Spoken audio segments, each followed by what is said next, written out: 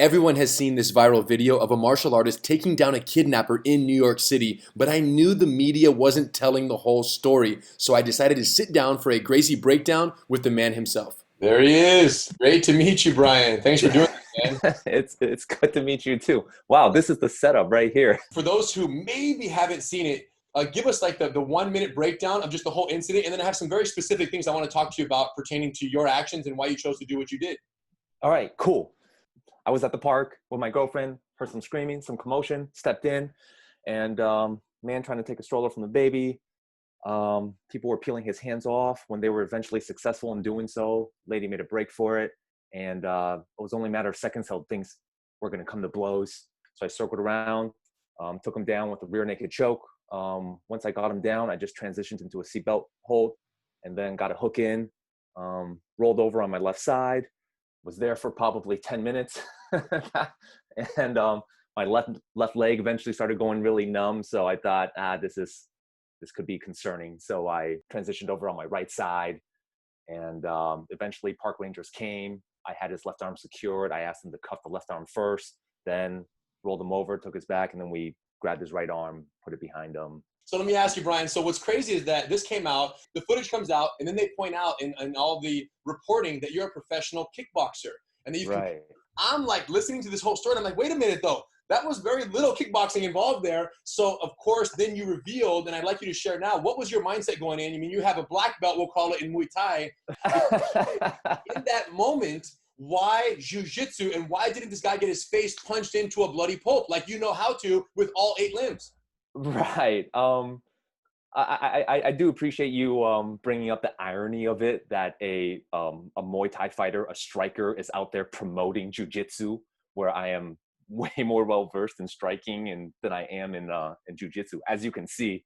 But when it comes to public safety, when it comes to community security, I really think it should be about de-escalation and approaching things as non-violently as possible. Sure, could have came in, uppercut, hook, boom, that probably would have done it.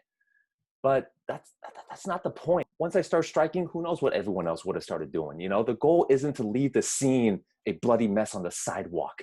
It's to keep everybody safe. Holding him, securing him, I felt safe. I could control his limbs. I could control his movements. So yes, you're right, though I am way more comfortable striking. A situation like this didn't call for that. The truth is, throughout the incident, while I had him for about 15, 16 minutes on the ground, bystanders would walk by and go, "Hey, what happened here?" And people would tell them, "This guy just tried to steal a stroller from a mom." And well, that's 100% accurate. That did happen. But these people would then go, "Oh, you pedophile mother effer," or "you baby snatcher mother effer," and they start kind of kicking at his legs. Throughout me being down there with him, he started mentioning things like, "I was in the Oval Office of Obama." He was being very rude and aggressive with everyone, calling everyone racial slurs and this and that. He was clearly mentally disturbed. And it got to a point where if I just let him go, if I lost my grip, the crowd would just have him. And I didn't want that to happen either. This is something amazing, bro, because we often think about, as martial artists, you and I, learning these skill sets so that we can help someone else who's in need. I prepare my whole life, not for the fight that's going to be targeted at me, because I can de-escalate verbally with confidence a lot as possible. I think about the fight that's not mine that I get involved in. What I don't anticipate is kind of what you experience, which is you go in there to protect a target of a crime, and then in subduing the aggressor, the attacker, the assailant in that case, you then shift because you realize they're mentally ill, and now it's time to protect the attacker. So this ability to shift in the fight of who the protected party is at any given time, because of the skills that you've displayed and the techniques that you have learned, to me, that was the most remarkable part of the whole thing.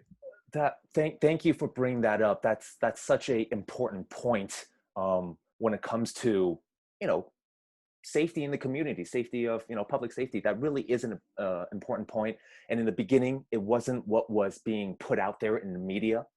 And though I was telling reporters that, they didn't really want to write about that. And I'm so happy that someone like you can latch onto that and go, wow, I recognize that this was also about defense, about protecting the man, not just I couldn't have said it better. Thank you for bringing that up, and thanks for mentioning. The fact that you put on the choke and you only use it for the takedown, and you at some point said, I don't need to choke this man unconscious. That's a deliberate choice not to put someone to sleep, to control him. And I knew at that point there were wheels spinning, and literally hundreds of people have sent me this video saying, Rener, where's the breakdown? Where's the breakdown? And I said, no, I'm not going to do the breakdown in my mind until I talk to Brian, because I know there's more to this incident than what is shown in the video and in all the articles that are coming out. So I'm really glad I had a chance to verify what I hoped was true, but didn't know. And you're even cooler in person. I mean, that fight was pretty cool, but it's a pleasure to talk to you. Thank you. This is going to affect a lot of lives in a positive way, because so many people, Brian, say, I don't want to learn jiu-jitsu, because I'm a walking billboard for jiu-jitsu, right? And I'm like, yo, you should jiu-jitsu. But everyone who I encounter goes, no, Rener, I'm a lover, not a fighter. Do you understand? And they say, well, I'm not someone looking for fights, therefore I don't need jiu-jitsu. Here's the irony in all of it. Once you learn jiu-jitsu, you become the biggest lover of them all.